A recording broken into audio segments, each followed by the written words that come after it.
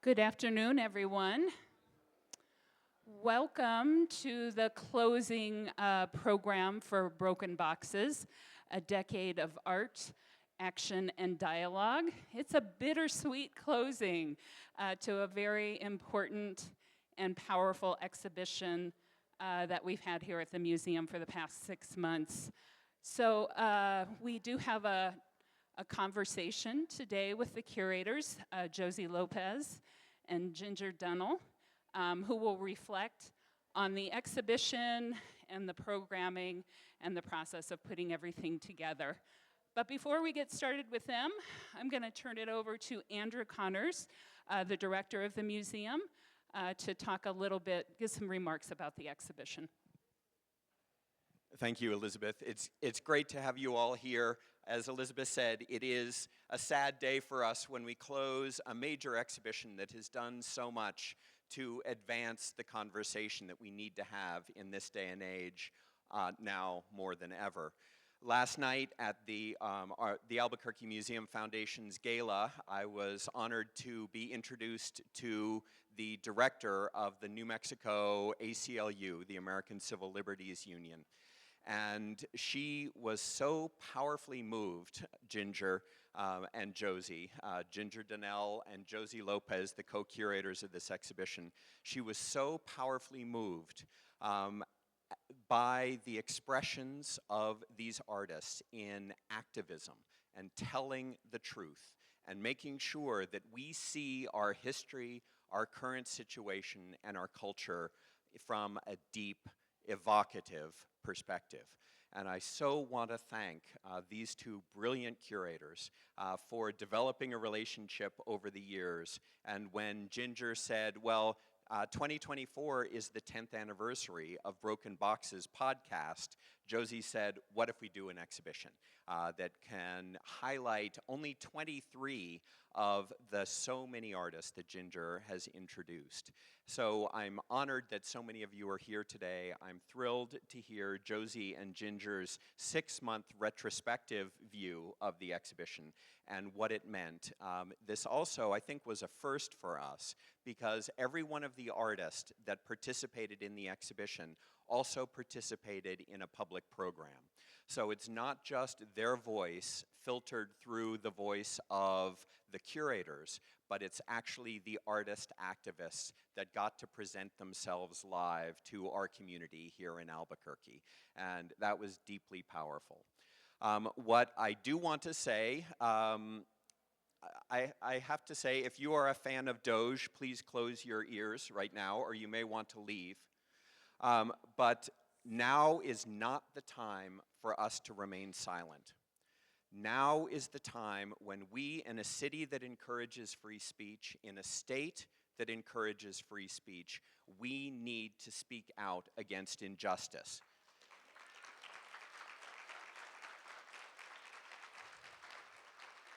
And just last night, the mayor of Albuquerque was here, and he absolutely reflected those same ideas. I thanked him for allowing city institutions to distribute these little cards, these red cards that are Know Your Rights cards. And at the bottom of the card, it says in English and Spanish, these cards are available to citizens and non-citizens alike. Albuquerque is an immigrant-friendly city. New Mexico is an immigrant-friendly state. We, as human beings, should be immigrant-friendly to all people from all backgrounds, no matter what their heritage, no matter who they are.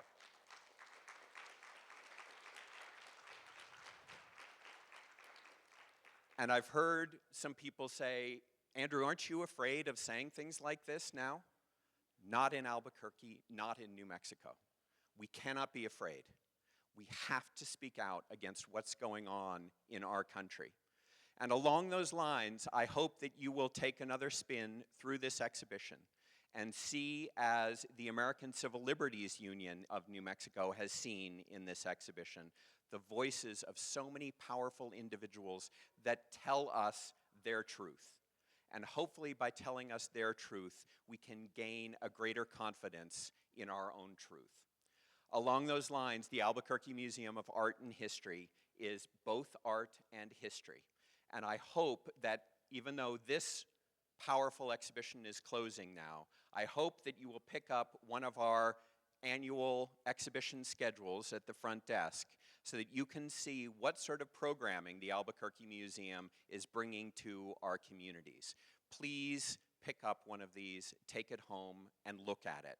The exhibitions range from the most local of views to the most global of perspectives.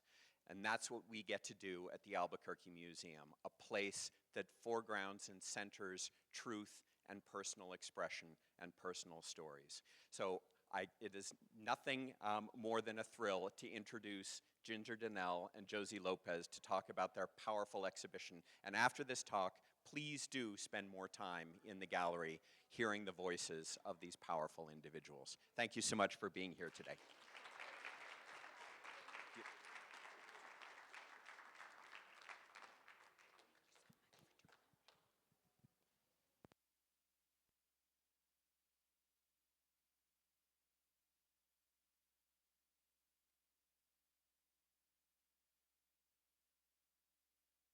Yeah, can you, okay. Thank you, Andrew, for introducing us.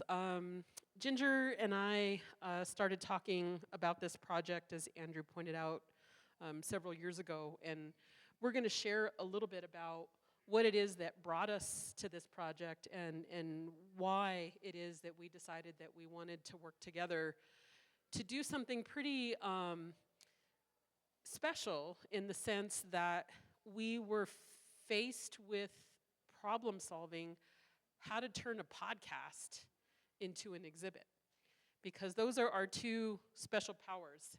Ginger is an amazing podcaster and DJ and connects with community and is amplifying voices all the time. And I'm kind of on the organizing side of exhibitions. So it took us putting both of our heads and our specialties together to really think about how could we bring a project like this to fruition and really do it justice. So we'll introduce ourselves first briefly, and then we'll jump into our conversation. My name is Josie Lopez. I was the head curator here at the Albuquerque Museum. I've been doing curatorial projects in New Mexico for about 10 years now, and did my PhD at the University of California, Berkeley. Before that, I was in college on the East Coast, but I was born and raised here in Albuquerque in the South Valley. And so it's really important for me to think about what it means to work in institutions like this one and to bring those perspectives that are bringing ideas from the outside, but also utilizing my own cultural knowledge and perspective as an Albuquerque and a Nuevo Mexicana that has the opportunity to be in these spaces. Thank you. Check. Oh. Sorry. Well, my name is Ginger Dunnill, and I wear so many hats that I never know how to introduce myself. But because we're here for this exhibition centered around my podcast project, I will wear that hat primarily. So yeah, I started Broken Boxes about a decade ago because of a feeling of isolation, a need and want to connect communities who were working in the contemporary arts and who may have also felt isolated, you know, and so it's just a way to maintain community and to share our stories and relationality. It seems like in this country we're always in complicated times in one way or another, so this has just been kind of a solace, a place of solace, a place of community building and maintenance through shared stories across cultures. And yeah, I think that that's kind of where I'll leave my introduction, is like I am an organizer. I have considered myself an activist, an accomplice, an ally, all of those things at varying levels when the calls arise, you know? So there's so many ways to participate in community, and you just have to find where the need is and fill it, and that's what I do with my work, and it's compulsive. I can't help myself. So I'll just end there. Well, and I think, jumping right into, one of the things that's happened over the course of this exhibition is that we've spent a lot of time with artists and students and community members, but we really haven't had an opportunity like this to reflect on the work that we brought to the project. And I think something that was very exciting to me, because in my work and my thinking about, going all the way back to my academic studies, I never wanted to be a curator who was focused specifically on Native American art or African American art or Latino art. Like, my area of focus, like you, is working with and thinking about artists and exhibitions who are activists. And that's been a very much, and I've done other kinds of projects as well. That's not saying that's the only thing I do, but that has been a central component of my work and wanting to really promote artists who are activists. So that's what was so exciting, about this show, and I think that the intersectionality of it, in the sense that we weren't just looking at a particular identity or a particular sector of society. We were actually looking across different communities, and that is a testament to the podcast, because it was built in the way that you constructed it. So I think that's something, to me, that's really special about the podcast. Yeah, I guess, I'm originally from Maui, Hawaii, and we have a melting pot culture there too. Everybody comes from all over, and you can see it in the food, you can see it in the relationality, and so I always carry that with me of like, it's like my kuleana kind of to support and amplify people who might not come from where I come from or know what I know, because we can grow together. Knowledge doesn't only come from one place. It never, that's not what knowledge is. It's an organism that grows and evolves, and that's how humans can also do better. And so anyways, all that to say is the podcast, it has people represented through all different cultures and lived experiences and struggles, and also one of the main threads is my relationship with them, or it was initially, it's like I wanted to share stories of my community and people that I knew and loved and care about, whose voices were like systemically underrepresented in contemporary art, so I just wanted to provide that platform and share these stories. And later on, in the last 4 years, I've brought my husband, Chinupa Hanska Luger, in to be a collaborator on the podcast. And he is out in the art world creating, and he started to interview his community. So we just kind of like Voltroned up, just like kept like getting bigger and bigger in the scope of relationality. And learn very much so that our stories are all connected and aligned, like we're kind of weaving together in this really beautiful way. And speaking of weaving together, like I first met Josie because I applied for a Fulcrum Fund grant through the Andy Warhol Foundation, and she was working at 516 Arts, and she was kind of in orbit of me getting that grant and supporting my first small, very small, humble exhibition of broken boxes. I think it was in 2018 or something.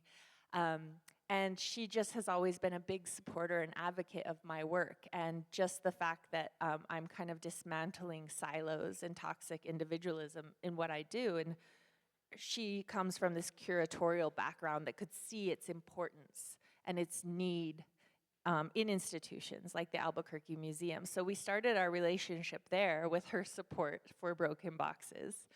And then, it's just kind of expounded and expounded. And I don't know if you want to talk about how this moment happened a year or two and a half years ago now, where we dreamed of this. Yeah, so this is a photograph of Chinupa actually performing in the lobby with Raven Chacon, in collaboration with our Albuquerque Museum Visiting Artist Program. And what was amazing about that project is that it allows for artists to be, as you can see Chip's work right now, he's also the visiting artist. It allows for this space to just really be become alive with these visions and ideas. And Chanupa, of course, had this idea of installing a teepee on the ceiling of the lobby, and we thought, okay, we'll figure that out. But through the process of that, Ginger and I continued, talking and growing our friendship, and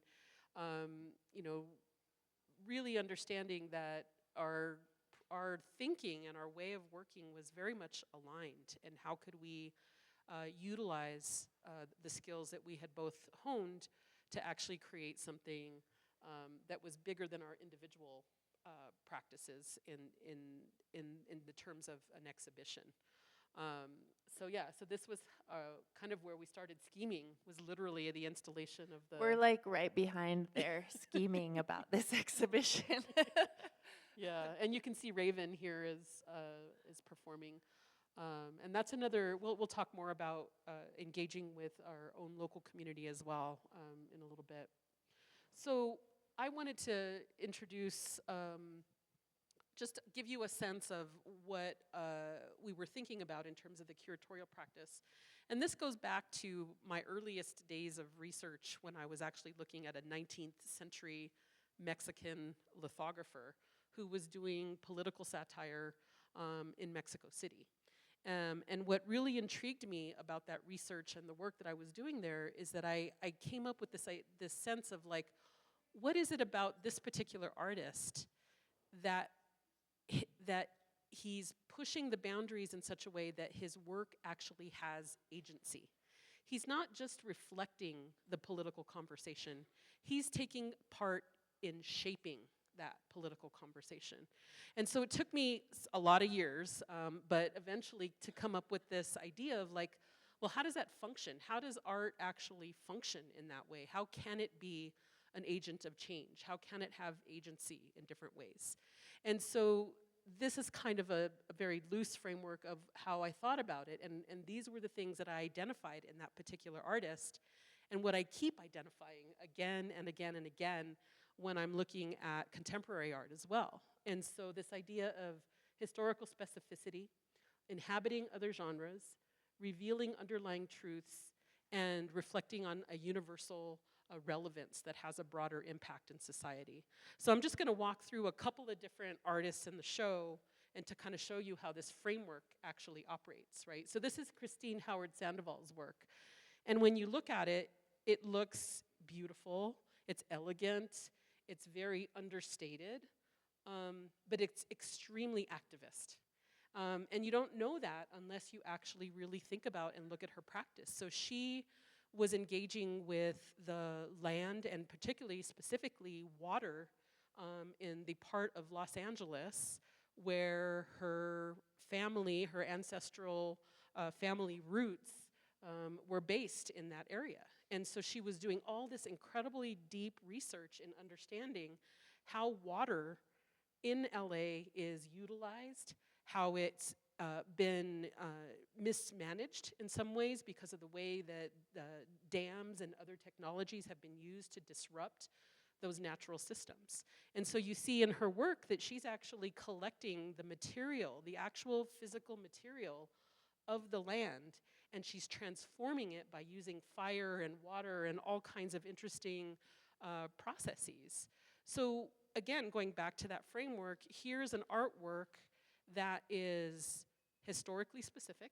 It's looking very much at LA and what the water systems are there. It is revealing underlying truths about how water is so important and how it's connected to climate change in all kinds of different ways.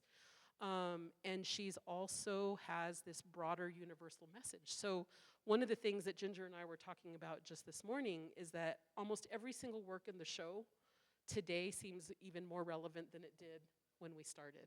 So when you start looking at and thinking about fires in Los Angeles and what systems have not been in place, or what are the systems that are changing, it really brings to the forefront. So again, you look at a piece of art like this, and you think, oh, well, sure, she's pushing back against what a painting is supposed to look like, or what a sculpture is supposed to look like. But when you unpack it and you see what her process is and the way that she's reaching into history to inform the present, you see that it really is about this bigger, deeper dialogue. And you see some more obvious ones like Guadalupe Maravilla, who's reflecting on migration and thinking about those kinds of issues.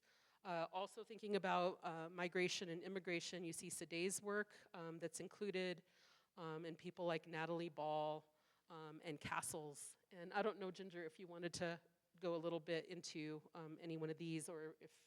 Yeah, well, just to respond a little bit to Christine and like the relationship component is her conversation was actually with Chinupa Hanskaluga a few years ago, and she was just, this work that she's presented here was just kind of in its becoming stages, and she was also in this process of learning about her ancestral lineage, her indigeneity, because a lot of California tribes aren't federally recognized, and what that means and how the displacement can happen through these systems that aim to erase connection to place. So her work has so much depth in that way too, where sometimes you have to, in order to find out where you are, you have to return to the land, right? You have to put your feet on the ground and your hands in the earth and gather the grasses of that place and ask for permission and be in right protocol and relationship with the land when human beings have failed. And that's what's always been really inspiring to me about Christine's work, is she's in a direct conversation with her lineage to the land, to the water. And the depth of that is always astounding to me, her thoughtfulness and her inquiry, and how she calls out society and oppressive systems that are basically enacting genocide on indigenous communities by saying they don't exist.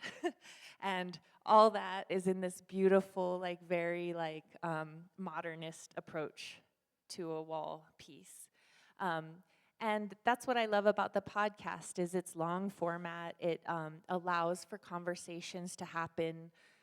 Guadalupe, his conversation was all about, how do you say it? Mariposa Relampago. And it was a bus that he got, and he turned into a sound healing machine. He's a cancer survivor, and he also works with other people who have immigrated across the border. So he created this incredible bus sound healing machine.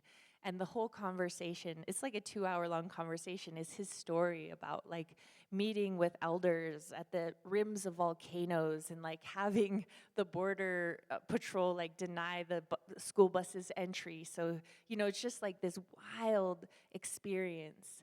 And you wouldn't know that unless you listen to these people's stories. Like, yes, he makes beautiful objects and you can go in there and be moved by the aesthetic, but there's something about the audio component that Josie really advocated to let me have in this exhibition with all the directional speakers, that you hear excerpts of these people talking about their lived experiences and the hardship.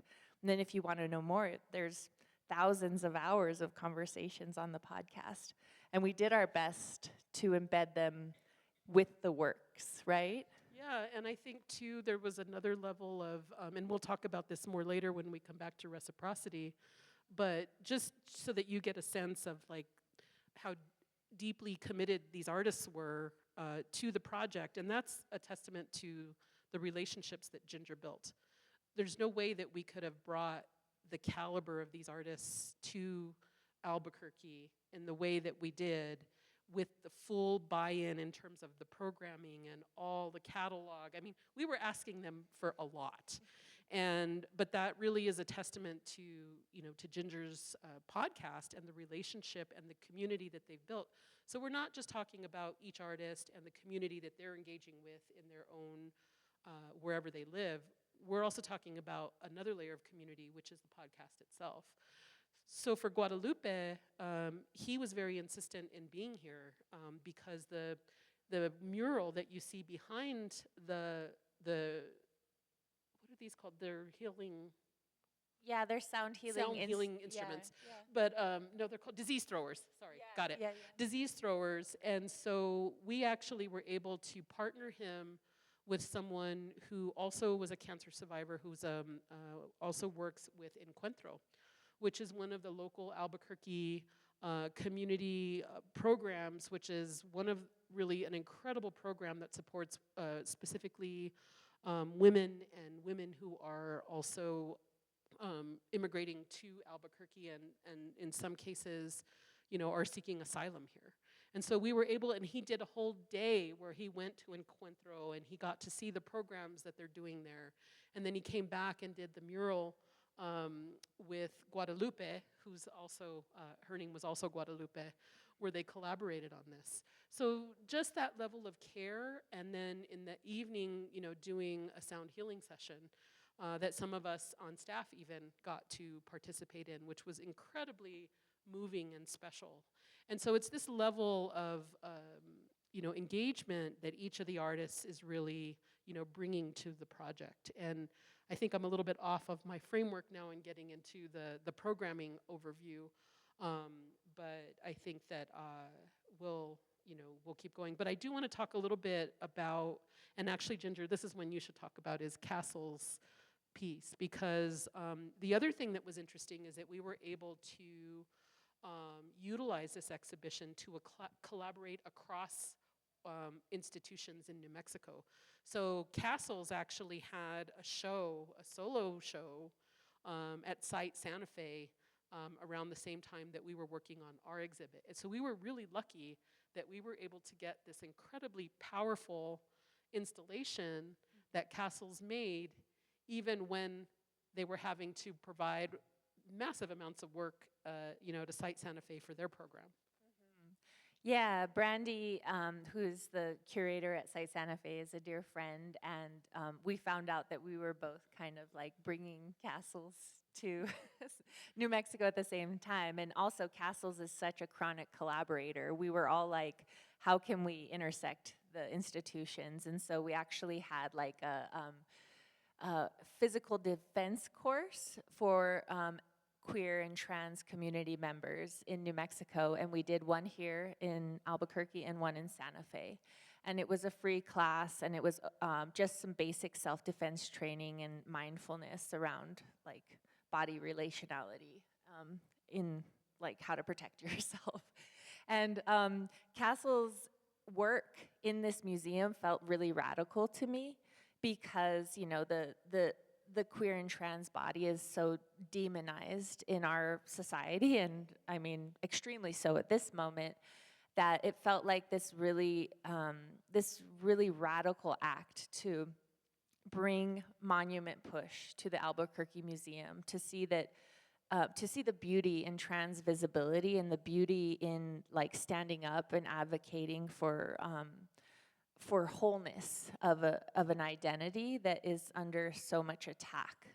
And Monument Push is a very special piece because it lives on. It's about the process of the moment of making it, which was a performance where Castles, they like punched this clay in the dark, and then there was photographs that happened, so Castles was like blind as they were punching this huge piece of clay. And then it was turned into, I think there's addition of two. One is bronze and one is like some type of stone. And it's over 1,000 pounds.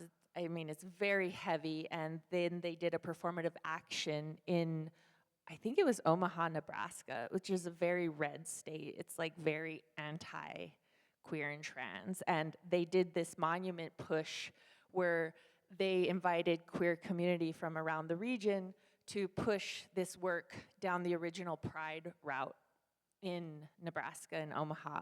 And it was really radical. And also, like, they're really interested in talking about generational queerness, because trans means something so different today than it did for people who are 60 and 70 years old. So they invited, like, the original Pride organizer in Nebraska to push this monument with like 17-year-old trans activists, so there's like this coming together of like understanding how queerness can evolve.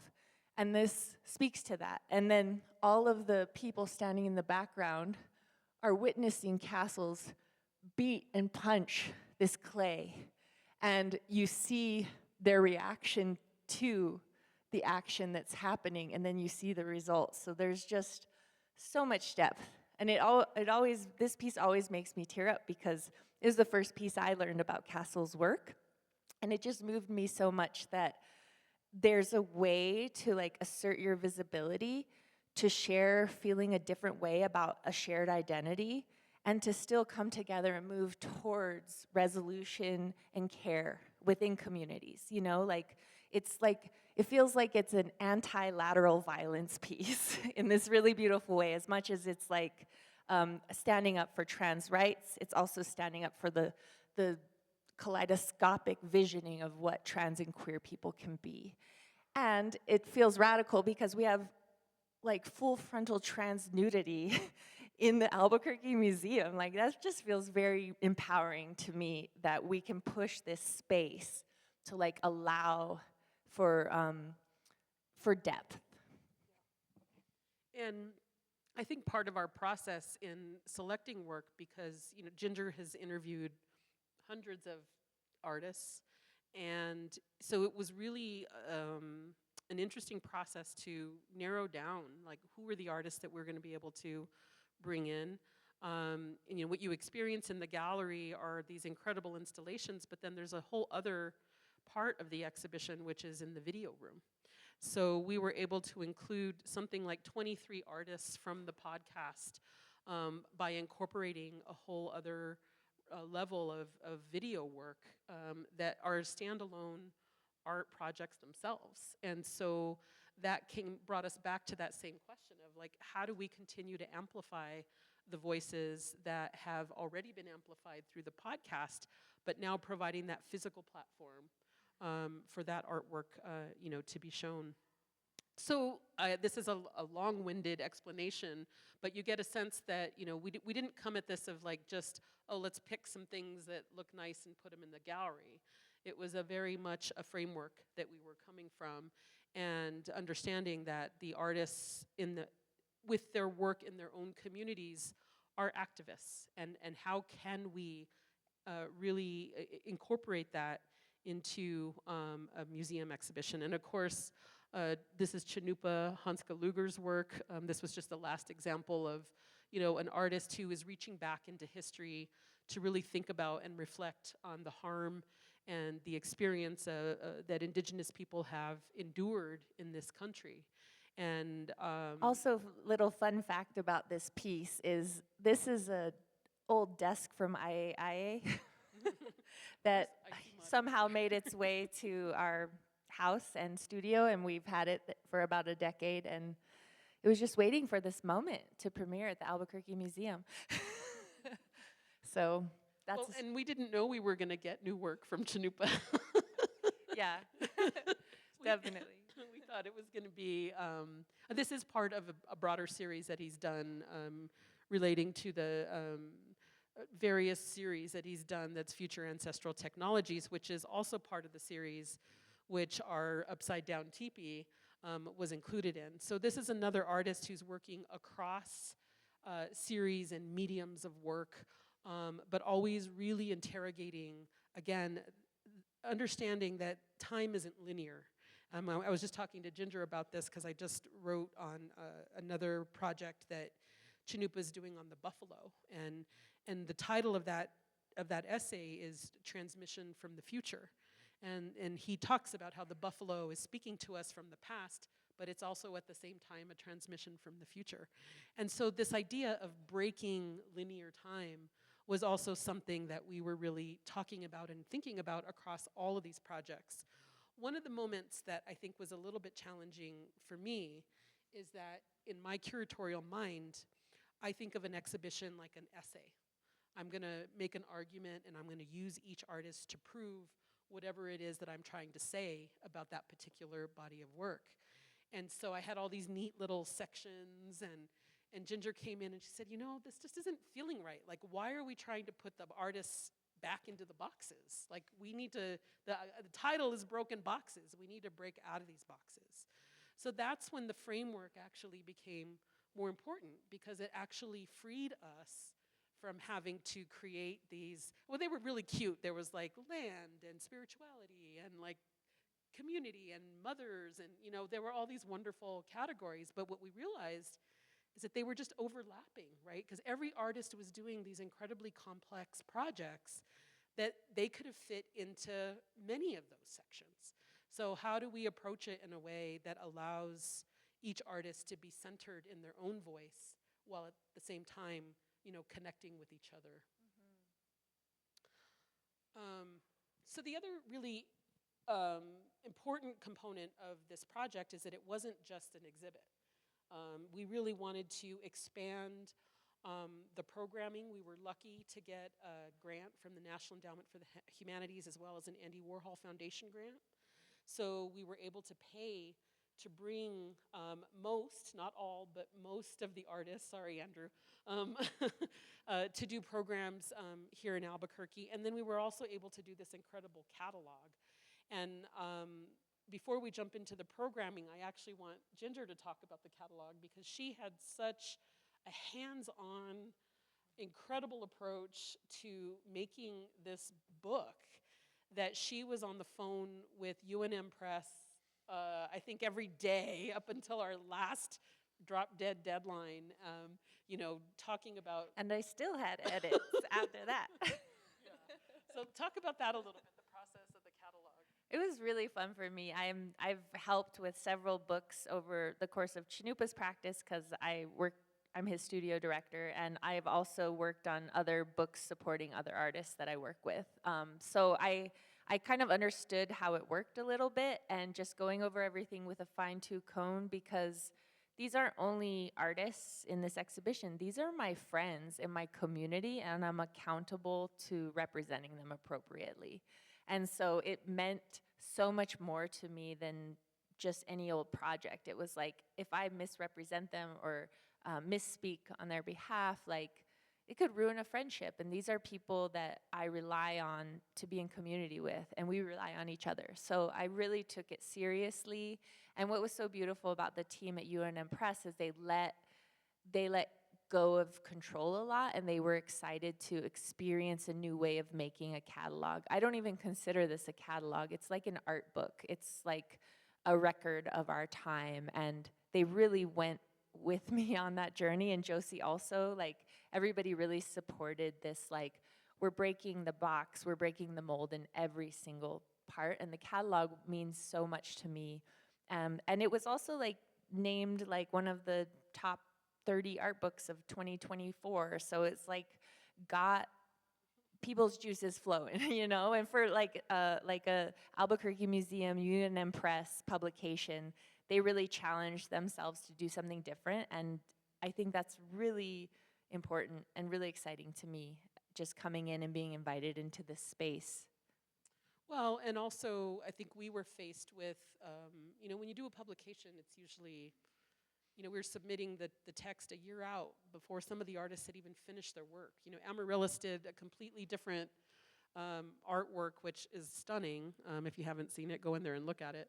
For the show, and so that was also part of our process. It was like, how do we really give each artist the space, like in the book, in the gallery, in the programming, where we can fully interrogate what their practice was and what their activism is and the impact that they're having on their communities. And because we see that as a reverberation and a way for us to get energy from their energy to continue to do the work that we hope to do here in our own community.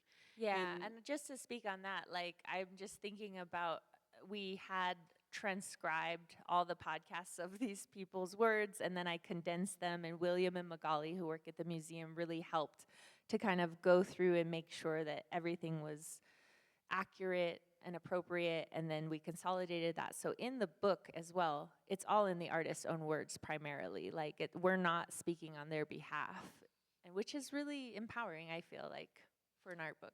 Yeah, and it got back to that same question that we were thinking about. How do you turn a podcast into an exhibit? How do you turn a podcast into a book? How do you do that project justice in a very different kind of platform, which typically has its own sets of rules? And so we wanted to push against that. So jumping into the programming, we're just going to do a little bit of like a memory lane here, a recap of all the incredible programming that happened here at the museum. And if some of you have been here for some of the programs, if you haven't, hopefully you're feeling a little bit of regret right now since you're going to see how great it all was. This was the opening day. We had this incredible performance by India Sky. And you know, again, we were pushing it a little bit because we had a full day of programming on the opening day. This was also one of the programs that was identified as one of the most important programs by Hyperallergic. That I think it was Roseby Simpson who selected it as one of her most important art experiences of 2024. And then here you can see these are all the artists that came to the opening day. Chinupa and Ginger on that side, and we had Amaryllis, Tanya Iguiniga, Guadalupe Maravilla, and Jeremy Dennis. Castles told me this great story when I saw her in Santa Fe for her site opening. And she said, you know, I was at the Armory show in New York on the morning of our opening, and she saw Jeremy Dennis at the Armory show, and he said to her, I gotta go because I have to be on the plane to Albuquerque. I'm going to their opening. So it was super cool that, you know, that they shared that with us, and that Jeremy was able to make it here, and he took full advantage of his like 2 days or in Albuquerque to do and see everything that he could. You can also see here Guadalupe and Tanya. They've known each other from before. Both of them are extremely active in their own communities around immigration and migration issues. They've both done some work with some similar organizations. And so just to see these kinds of relationships are just like heartwarming, and the connections that they felt. And we're gonna talk a little bit more later about these two and one of the artworks that actually was a little bit scary for the museum staff. I just published this opening dialogue on the podcast, I think, last week, and I'm going to be publishing the entire program, so this talk included, over the next couple months. So if you want to go back and listen to this conversation with the artists that Josie just mentioned, it's up on the podcast right now.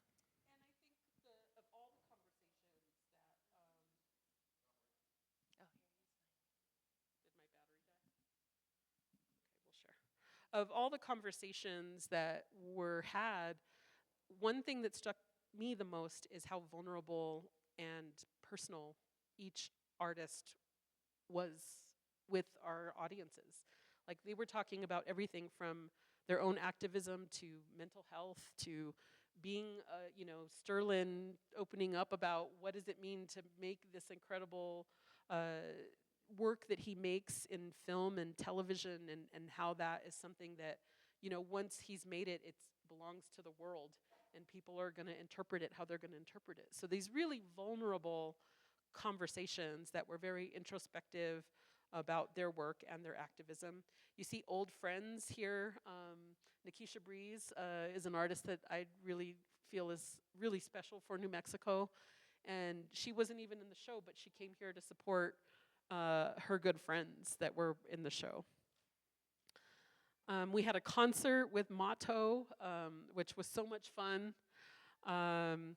This is Kate DeCiccio, and these are actually previously, these are folks who were previously incarcerated that now work for and with Planting Justice, which is a project that Kate is I'm not sure what that beeping is. Any thoughts? Okay. Oh, it's somebody's phone. Okay. Thank you.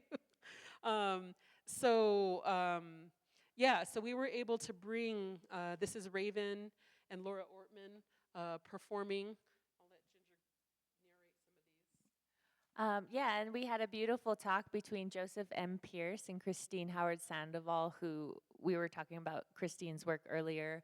And it's just so wonderful to see the artists who are participating in the exhibition see the exhibition. This was Joseph and Christine's first time meeting, and we're on like a little group chat, and they're like BFFs now. And we're, you know, just like I said, the communities keep building. After this talk, they've bonded and connected forever. And that's what I think platforms like Broken Boxes can do, is like, it's not just about like using people, it's about like generating support. And of course, Sterling and Chanupa, one thing that's really exciting for me about where the podcast is going is I have so many other projects going on in my world, and I do so much other work outside of the podcast that we've started this series called Long Conversation between Chanupa and Sterling, and they just talk about what it means to be a 21st century Indigenous person and creative and artist. And they'll talk for 3 hours at a time, and we'll record it. So the podcast is going to more and more veer into this realm where I'll invite people to kind of host like shows. So I don't know if it's going to turn into a network or something, but this is like, they are like my experiment of like the need to have like these smaller like subcultures like expressed, and like the vulnerability that they bring out as like Native men, feeling fear, feeling imposter syndrome, feeling and making jokes and having fun. It's just like, it's just breaking down so many stereotypes of what we think artists are and have to be. So it's been really fun having Sterling a part of the project. He's one of my best friends, and he's always supported my work. And no matter how busy he is, he'll fly to Albuquerque to show up. Yeah, again, the fact that, is that working? No. Okay. Test, hello. I think I have it on. Hello? Hello? No. Okay. Well, and having Sterling here at a time when he was being recognized as a MacArthur Fellow, we had Raven Chacon, who's a Pulitzer Prize-winning MacArthur Fellow as well. I mean, every artist in this exhibition is just doing incredible things, and the fact that they're both, right here in our own backyard, but also as far away as the East Coast and the West Coast, and so it was amazing to have them all here. One of our, I think, most fun, and Magali probably can attest to this because she spent a lot of time with Mario. Mario Ibarra Jr., who is an artist who lives and works in LA, he started the Slangwidge Institute, which is all about getting the younger community of artists to engage with each other and to believe in themselves as artists in LA. And he's like, I want to have a party. I want to do a parade float. I want to bring my mom. And he literally, I think I'm doing that impersonation pretty well. But, and so it was just a treat to have him here. But, he came and he really just made Albuquerque his home for a few days. And these are the parade floats that kids made on that same afternoon with Mario to celebrate the parade float that he made for his mother. And then the last program that we had was just recently with Elisa Harkins, and I was so looking forward to this, and I couldn't make it because I was sick, but just really special getting to talk with her. And she stayed with us at our house, and she just said, I haven't slept like that in a long time, so that was really good that she also got sleep. So the last thing that we kind of want to talk about a little bit before we open it up to questions is something that was really important to us in the whole process, which are these concepts, these ideas of reciprocity and collaboration. For me, it was really special to get to spend time with the Chacon family, who Autumn Chacon is included in the exhibition. She did a pirate radio station or a pirate radio program where she's actually been broadcasting our programs. She has a couple of different sites set up around the museum where she's collecting different sounds to create these sound art installations that are also being relayed through that pirate radio project that she's been doing. But it's also her activism about understanding about occupying space and what does that mean when that space is airwaves.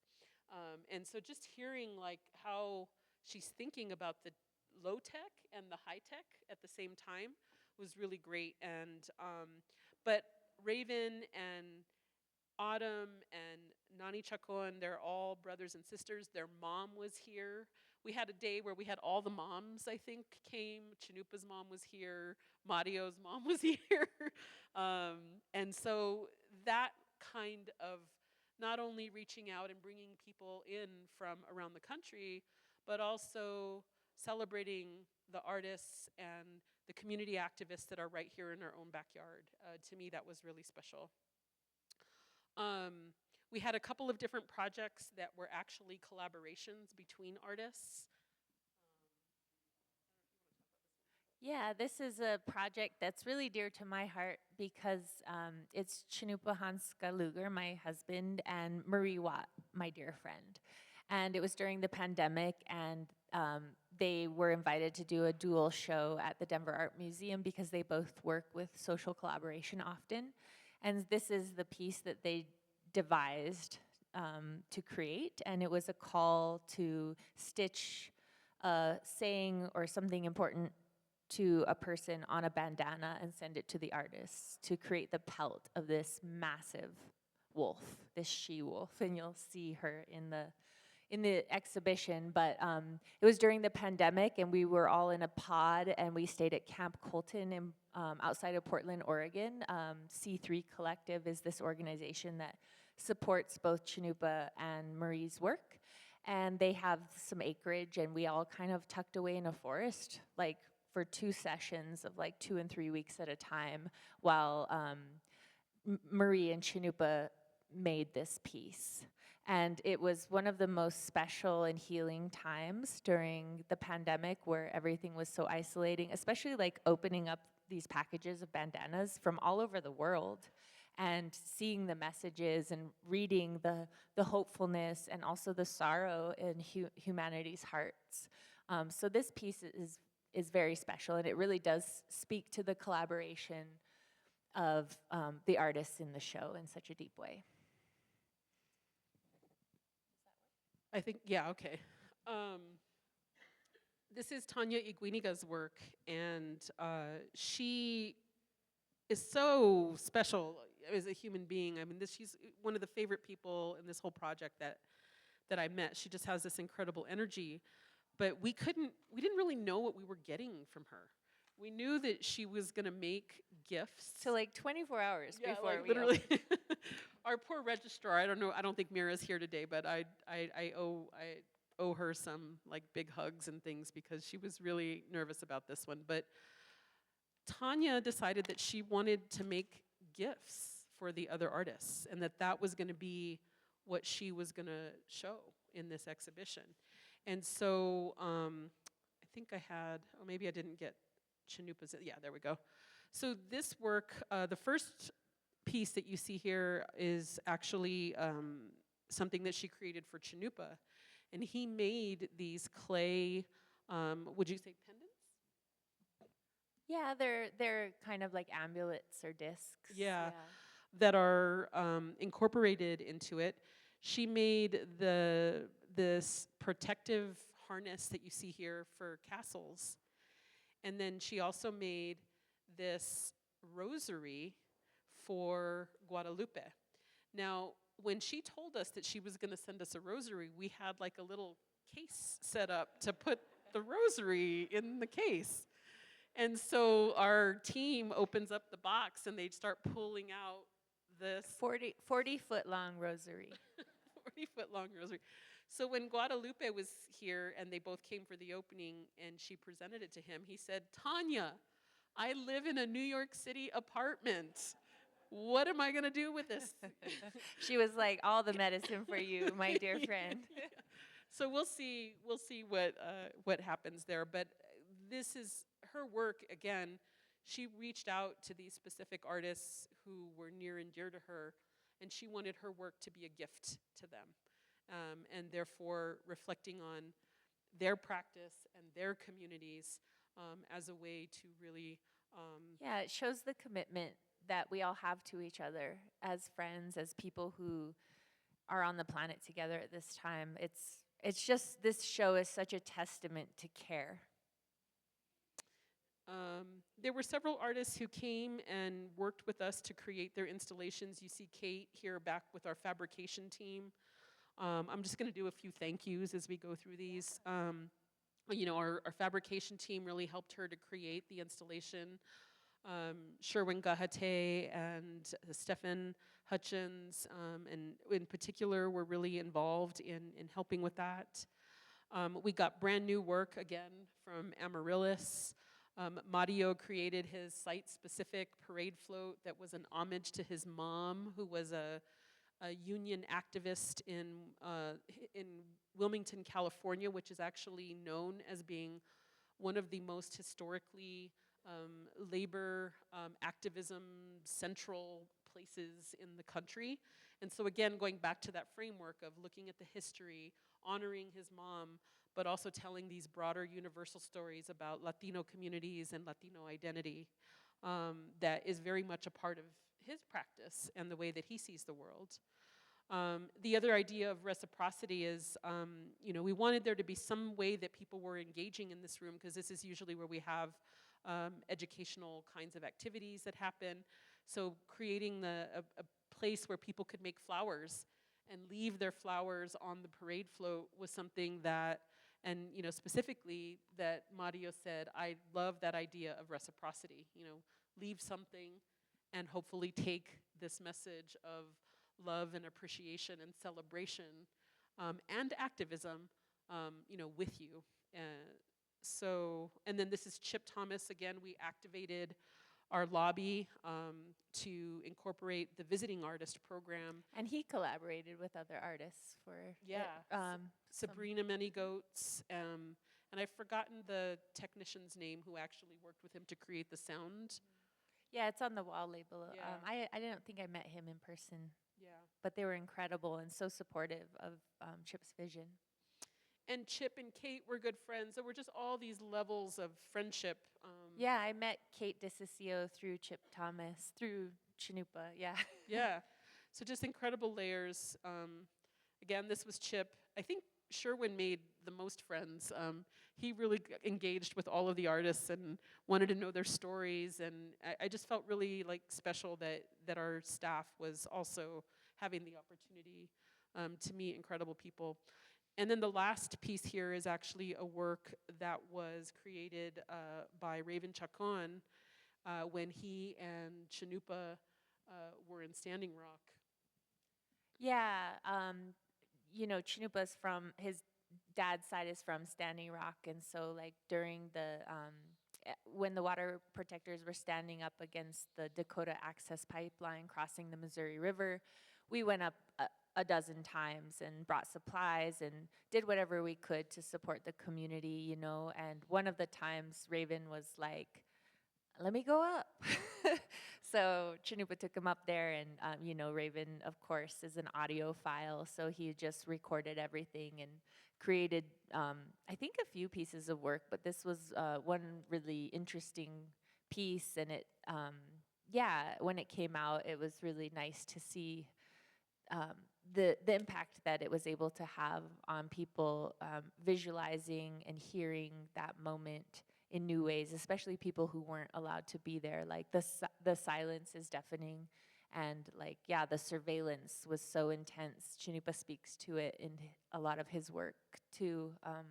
But yeah, it's a beautiful piece. It talks about the intersection of cultures and communities that come together through art, through people forming relationship and supporting each other and supporting on the front lines, and through advocacy and activism, each other's communities and practices. And you guys collected this work at the Albuquerque Museum because this is where Raven is from, and so there's just so much depth to it, and it shows the care that the institution is trying to move forward too. And I think that's an important legacy of exhibitions like this, is that they can also shape things like the museum's collection. This is part of our permanent collection. Hopefully we'll have some work by Chanupa Luger at some point soon that will also be part of the collection. So the idea is that these projects don't just happen and they go up and they come down and then we're done. It's how does that legacy continue to live through the publication, through the connections between the artists, hopefully between us and other curators and other academics who want to do this kind of work in these kinds of spaces. And it also is a value for our city and for the people that come to this museum and want to engage in different ways. We covered a lot of topics today, everything from immigration to trans, support of the trans community, to how Latinx artists are relating to their communities in different ways. But at the end of the day, each of these artists is essentially building off of that framework that we talked about earlier. So that's all. I think we're at time. Yeah. We'll take a few questions if people have questions, but we are about at time. Okay. But did you want to say some closing remarks? I just wanted to say thank you. I mean, I would love to take a couple questions if we can push, but I just want to say thank you to the Albuquerque Museum, to Josie Lopez, to every single person who is a living human being in this space who believed in something different and unconventional. It's been such a privilege for me to be held and supported along this way. I have curated some things, but I've never curated a museum exhibition. And to have a co-curator like Josie Lopez to steward me in, care for me, and make sure that I was never told no, but like, how can we figure it out? Thank you, Josie. Thank you. Yeah. And just thank you to Ginger for trusting us with her work and knowing that we could work together to, push against some of those boundaries. I have to do some official thank yous, like the City of Albuquerque Arts and Culture Department, again, the National Endowment for the Arts and the Andy Warhol Foundation generously supported this. Thank you to Magali Jimenez Baca, who's right back there, for all of your support. Magali. We couldn't have done it without you. William Gassaway, I think, is back there. He also had a big hand, especially in helping with all of the logistics. Thanks to Andrew for being a director who is willing to speak out and say that we can have these kinds of conversations and these kinds of exhibits. And anyone else? I think that's it. Okay, let's take a couple questions. Hi, the show was so phenomenal. Thank you both so much for it. Uh-oh, I'm starting to cry. But is it going to travel at all? We don't think so. It may take some form later on. The level, just so you get a sense of like when we say care, the level of care was intense. And we had Zoom meetings with every single artist from day one, where we were trying to negotiate like, when can we get this work, and how do we get people here for programming? And for a show to travel, typically it needs to be, you have to be able to package it. So like, how do you package that level of care? It would basically take me and Ginger, kind of doing it all over again for each venue or institution where it would be. And I just don't know that there's the capacity to support it in the same way. But all of these artists are showing nationally, so in any given city in the country, there's a handful of these artists represented at very prestigious museums and smaller galleries. So just follow these artists, watch these artists. Yes. Hey, Mario. Hi. Yeah, thank you. I echo the gratitude. This has been an amazing show in all respects. I want to go back to the work of the curator and the broken boxes that was part of the process. So you've got themes that you were thinking about, but of course the part of the work of the curator is also considering like a cohesive aesthetic, right? And where I'm going with this is, you would start it with advocacy as a thing, right? That unites your efforts as a curator. And then there were other terms like disruption, radicality, one that wasn't mentioned but that is implied, so sort of like revolution, right? All of these kinds of sort of what some might call edgy kind of um, ideas, and I'm wondering if if that expressed itself aesthetically to unify the show. And of course, it goes beyond the visible, right? The Autumn's thing. Um, but yeah, I guess the question has to do with like, do you do you do you think there's something like an aesthetic of activism or radicality that I can be think located there, or I think we pushed against that. Yeah. You know, I think that we were strategically subversive because there is so much activist-based art that's text-based, that's in your face, that are like a lot of our peers, a lot of people that we know and respect. But we were pushing for a softer space to like just go into the heart a little deeper, where you had to pull apart because it's all based on conversation. And we're in such an era of like, you have 90 words on a comment on social media to like speak your truth. And it's like, how do we disrupt that? How do we bring in more depth? So there is that work taking place, and I respect it, and I think it's really important and critical. But I want to look at how can you like live that truth every day, and how can like Christine Howard Sandoval's work is a perfect example. How can you be curious as to why, and then look at why, and listen to why, and learn more? And so I think you really pulled out something kind of like this secret that we had embedded within it, which is like we aren't in your face and like causing conflict. You know, we're actually like inviting a conversation. And I think we, strangely, you know, from day one, I'm not sure why, but we were very much on a very similar page in terms of what we were interested in doing aesthetically, and not having it necessarily be all about disaster or violence, you know, but those elements being incorporated. There was one work I remember, though, that I needed a little help with, and that was actually Amaryllis.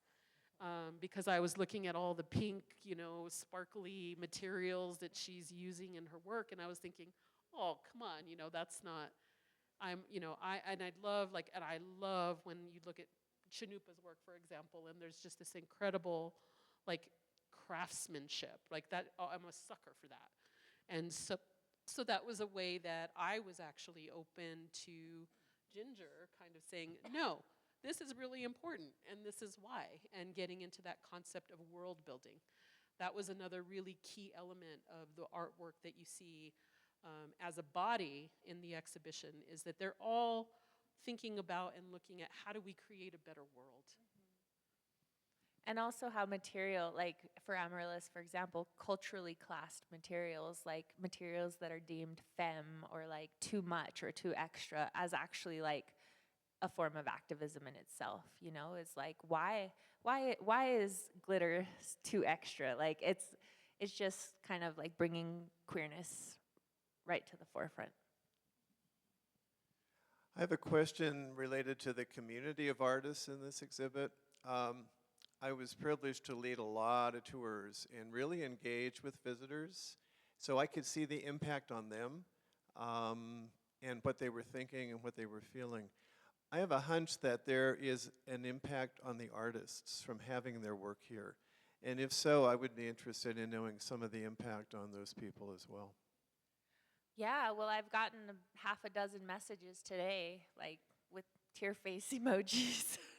Just so sad that it's coming down. And also, like I was saying, like people like Christine and Joseph meeting for the first time, like Amaryllis and Guadalupe have been in shows for the past decade, and they met for the first time in person. You know, it's really impacted them in a way to remind them, I think, and I hope, maybe I'm projecting, but the importance of, you know, we go through this like art world cycle where we're just in a place all together, and then we're in another place all together, and we're like, hi, see you at the next place. But this is about like long-term relationality and community building, and I think that it showed the artists and maybe reminded some of them like, oh, we need to maintain this relationality. Like I can actually like call on you if I need you. And you know, like Elisa Harkins, when she gave her performance, I think it was just last week, you know, she she was in a really tough space, and she was like,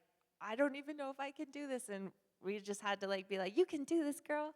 And when she came and she performed, and it was so motivating to her and like so inspiring to her that like the community showed up and came out, like there is just a reinvigoration of remembering you're not alone. And that's like kind of what the whole podcast is about in the first place, is like we aren't existing as like individuals moving through space alone. We have all these people who, they might not come from where we come from, but we have shared stories. So, yeah.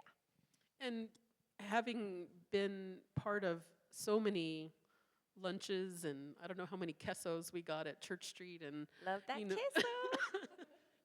I mean, it really was not just the artists came and did their program. Like they, again, going back to Guadalupe and him working with Encuentro and visiting and wanting to learn and know about what is going on in the Albuquerque community. So it also had that kind of exchange where they were bringing their ideas and their communities. I mean, I was so incredibly touched by Sol when she told us her story about being previously incarcerated. I think this whole room was full of tears that night. And so, you know, it wasn't just about what does this show provide their community, but what are they providing our community as well. And I think you saw that in some of your tours.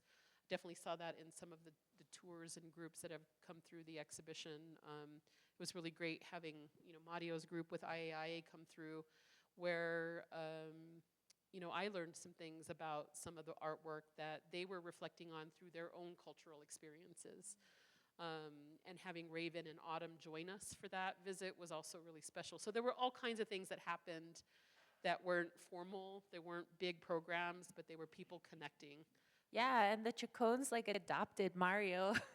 So They took him to Zozobra. So anyway. one more question. My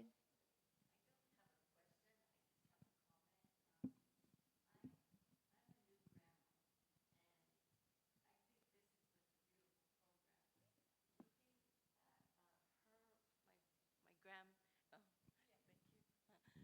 I'm a new grandma, and I'm so proud.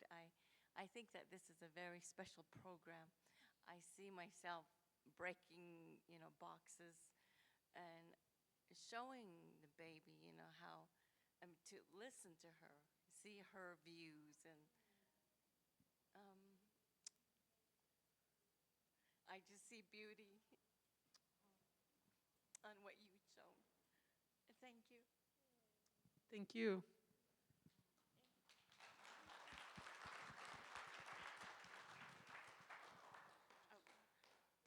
Do you mind if I ask a question? Please. Okay. This is my mother. So same way, again, with Indigenous communities, we bring our family, we bring everybody, or you're more welcome to invite. My question is more of like a professional development type of question. Me knowing Josie and having this experience, and I also work with the city of Albuquerque. My question is, and I missed Elisa's performance as well, and I feel like that would have really touched my heart, because I've been trying to make every single one of your programming opportunities here. And being able to listen to the podcast, and also, you all hearing how vulnerable my mom is just now. I get a lot of that from her. But my question is, I guess I was kind of hoping to see and hear anybody's opinion, or just their views on the land acknowledgement type of discussion we need to have. And each program that I came to, we didn't do that. I was just wondering why that didn't happen. And I was, again, kind of hoping and crossing my fingers we would have had it today, and it's closing perhaps, or even it's opening. A lot of people are uncomfortable with that discussion, but here I just wanted to ask you both. Well, I can't speak from the institutional space, but I'll just speak from somebody who's come in to occupy this space, you know. For me, I'm not Native American, but I'm married to a Native American person, but they're from the plains, and we both work in the art world. And there's been so many hollow acknowledgments with no actual action in communities that I felt uncomfortable doing a land acknowledgement without doing any direct action and work within the community to back that up. And so for me, it makes me feel uncomfortable to kind of put on a false front. So I don't know if that's an answer. All I can do is apologize to not being accountable and asking in the way that the community who's from here needed to do it. I am close friends with a lot of artists who this is their ancestral lands, and they're like F land acknowledgements. So my instinct is the radical action is not to do it. In the book, I implore people, I have a land acknowledgement in the book and on my website saying that I implore you, and Broken Boxes implores you, to go and ask Indigenous communities with your care and your manual labor, ask them what they need. Provide them with resource, help them build whatever, build a fence, you know, like do whatever. But there is a whole land acknowledgement attached to everything I do. So I hope that that's enough of an answer from my side. And it makes me, I think land acknowledgements at this point make me feel like they're a point of bypassing the actual work and labor, and that needs to be addressed more. So on one hand, it's like I'm apologizing for not doing it, and on the other hand, I'm like, what more can we do? Like, let's acknowledge the actual land and the people who have taken care of it for decades, but the actual land that is suffering as well. So thank you, and I'll let Josie speak on behalf of. And museum does have a land acknowledgement. I actually worked on it with Maurice Crandall to write it, and interestingly, when, and this is not a criticism of the city, it's just the way it is, but the city doesn't actually have an official land acknowledgement, and so I wasn't actually comfortable doing a land acknowledgement unless we did the work of really doing the historical research and writing it and doing it well. So that land acknowledgement also is in the catalog and is on our museum website, and we're really proud of the fact that I think we may be the only city, not department, but institution that has actually, you know, done that work in a real and official way. But we don't necessarily read it at every single event, but I think that's a good question. I have a question. What can we do to be better? Like, what is the next step in this land acknowledgement saga? If you could tell us how to do better. Yeah, let's get the mic so we can record this. Thank you. My counter to that, and I've heard it from multiple city municipalities and different boards, that the way I've been advocating for it is obviously to work with the Indigenous communities from here, be able to challenge that, and have obviously bringing them into wherever it is that I'm asking, and asking their permission to do it. And again, they do also feel this way of that it lacks luster, and it is very, it's almost, I don't know, you had just said it just a second ago. Performative. There we go. I was gonna say, everybody says it's performative, but my challenge to that is, so long as you're continuously working and intentionally changing the views of indigeneity, which I believe you guys all did here with this exhibition in itself, I think that doing a land acknowledgement here in the Albuquerque Museum, because I know you've done that work, Josie, is that it would have come across so much more intentionally, because you have all of these Indigenous artists backing it up in your intention. That's a really great point. And I think that as the museum moves forward, the director is sitting right behind you. He's right there nodding his head. So I think that the community is the one who's going to tell the museum how to step up, and I really respect and appreciate you bringing that up. And I know you've been here at a lot of these. I'm like, why didn't you do this at the first one? I just had hopes that it would happen. And I did have a roundabout way of asking about it. I didn't want to impose and intrude on your beautiful curatorial skills and also undermine what you did, because everything in that exhibition is beautiful. And the fact that Vivarium, also another exhibition that happened here at the same time, was really moving to me. So I do applaud everything that you've done. It's just, I think people being too unaware of the repercussions of everything that's happened to Indigenous communities can come with a very trusting and valuable conversation to have meaningful land acknowledgements. And that's why I asked here. Yeah, I appreciate that and respect that. And I do think institutions can do better. And people who are kind of coming in from non-physical brick and mortar spaces, like, can also help to advocate for that and learn to do better. And also, like, ask, like, have you all talked? I mean, I remember us being like, I was like, I want to put a land acknowledgement in the book. And it was weird and new and also important and exciting, and Yeah, and we, that was a lot of discussion around that very like act. a book moves throughout time Right. and space. Like, why put a land acknowledgement? It's like, no, this is where the idea is formed from. But in the physical space that you occupy with settlers and Indigenous people alike, I can see how that could just sting a little bit more and more. And just as a human being who works and activates through care, I just want to apologize, and like honor that I will continue to try to do better.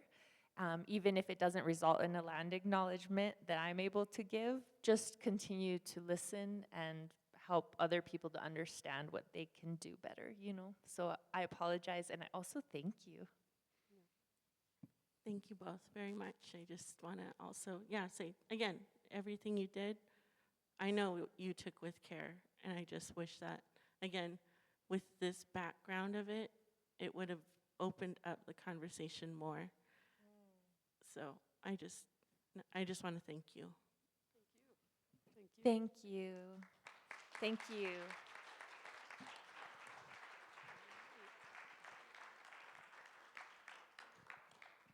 Well, I think that we're going to conclude with a land acknowledgement. Would you like to come and give us a land acknowledgement? Would you feel comfortable?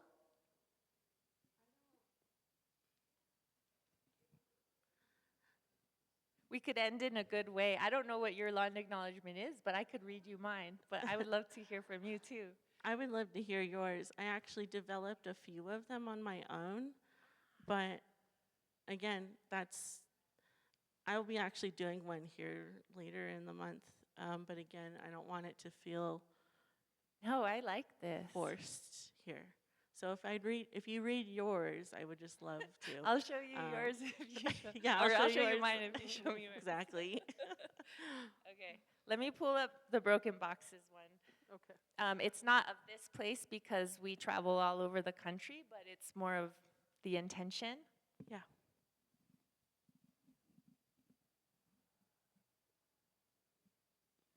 Okay. Just 1 minute.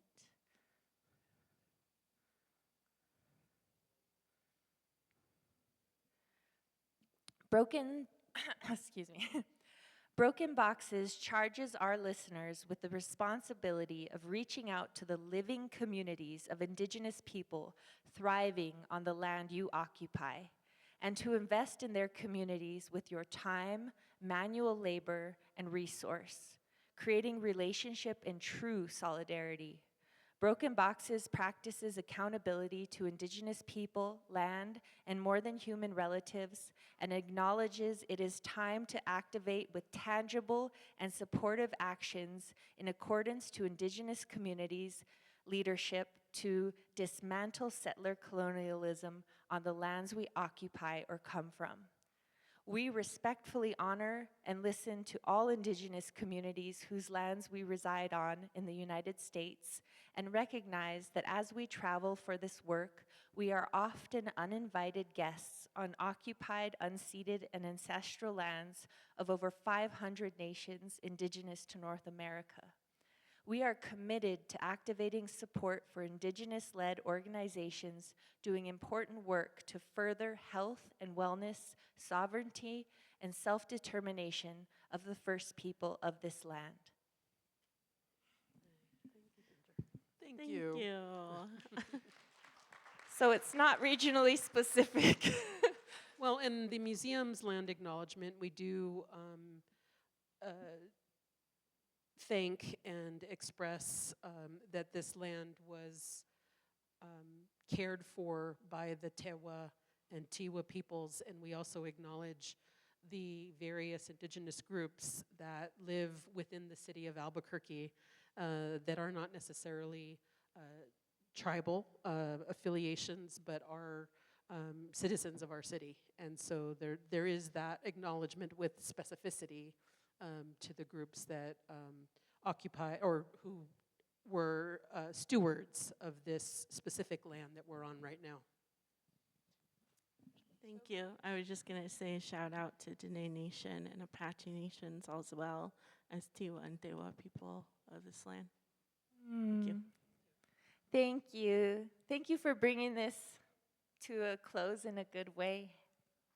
And thank you to your mother and all of your family. And thank you, Josie. Thank you, Ginger. And if this is your last chance to see the show, so if you haven't spent time in there, please do.